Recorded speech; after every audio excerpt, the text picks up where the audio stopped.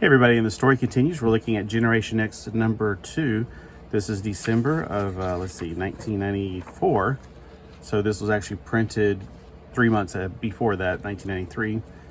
At the very beginning, we get more information about this lady right here. Her name is Penance. She got dropped off last issue. She's going to be the main focus of this particular issue.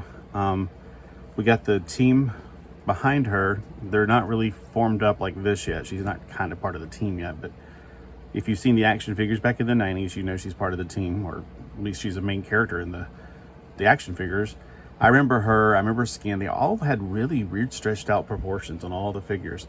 I remember Chamber. I remember he had like a light up chest feature, I think. I don't remember Paige. Jubilation Lee was a part of a different thing. I don't even know if they made her. But I definitely remember her being made. She's got those claws and everything else.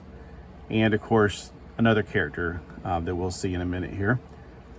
So we got, so far we've met all these people in issue 1. Penance, we just got dropped off in issue 2. We're going to learn very little, if anything, about her in this issue, but it is a stepping stone. At the beginning, Jubilee is wanting some information. She's going up to Gateway, who's up on the roof meditating. He ain't going to answer her. He's in a deep meditation. I don't think he's actually technically mentally there. She gets really freaked out about it. He's not answering because, you know, she demands. I think she's supposed to be like 13 in this. My gosh. And then the other guy's like, look, let's just go.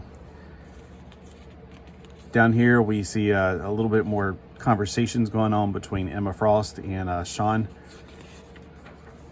I'm not sure. It seems really weird that Sean's hanging out with her because I'm pretty sure, wasn't Sean married or dating Moira Taggart? Anyway, M is a very interesting character. She's like perfect at everything, and I think that's really ticking off Emma Frost. Emma's and her butting heads a lot. M sat down, magically worked through this computer in the days before the internet. 1993, we didn't have the internet. So they probably had like, what were they called? We had to call into other machines before the internet was made. And she came up with just doing algorithm stuff, whatever. This guy named Implant that they fought in the first issue, they think that he is somehow or other linked to her because of the hair being all pointy and like hedgehog. Wouldn't that make Sonic the Hedgehog one of them too? I don't know. It seems like it. Like he's got the same kind of hair. Oh my gosh. I think I figured out who Implant is. It's Sonic the Hedgehog. Anyway, we'll have to find that out in a later issue. So she's making this hypothesis that maybe, and here's something about Implant. In the past, many more corrupt of the mutants may have dedicated their lives to the destruction or conquest of those around him, but Implant, his sole interest is genetic peers. His whole interest in his genetic peers is merely consumption of the young. He eats mutants, sucking the very marrow from their bones. Worse yet, he enjoys it. Yuck. So, they think that maybe she was one of his first victims, and I guess he was slowly devouring her and turning her into him. It seems like they said, but we also know that he was trying to absorb Jonathan, that's Chamber, or Chamber. I guess they were calling him power into his bodies. So they think that over time it may turn them into him, basically, like a vampire does. That's what it seems like. And then it switches to where we have Paige and Skin, who we both know. I'm pretty sure Paige was that muscular woman in the video or the movie. We know that Skin seems like the main protagonist in the movie.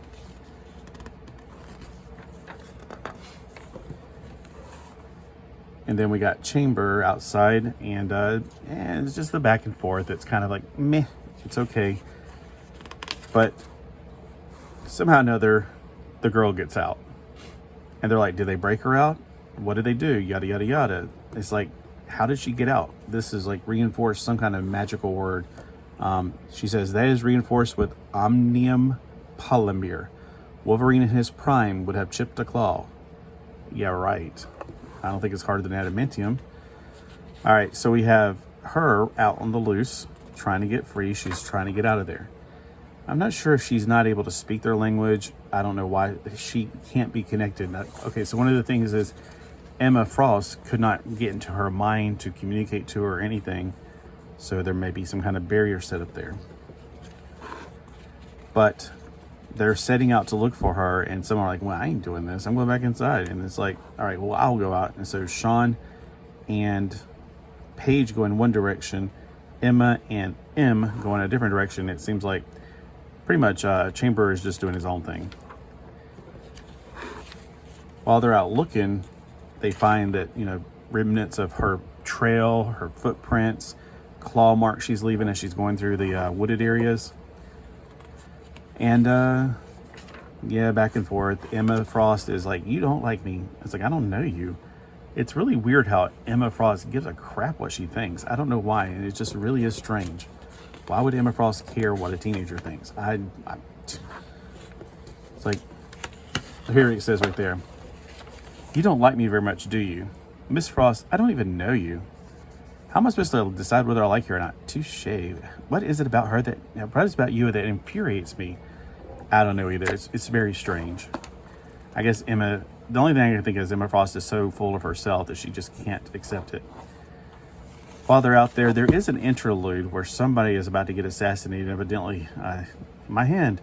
No, it's just my glove. But yeah, he's being basically, the assassinator is being assassinated. Don't know anything about that. It just kind of was one page interlude, and then it goes back to what we're doing here. So it's like the trail just dead ends. Huh. It's like, well, maybe she flew off. Why wouldn't she have flown before? Well, maybe she teleported. Why wouldn't she have teleported instead of breaking out of the building?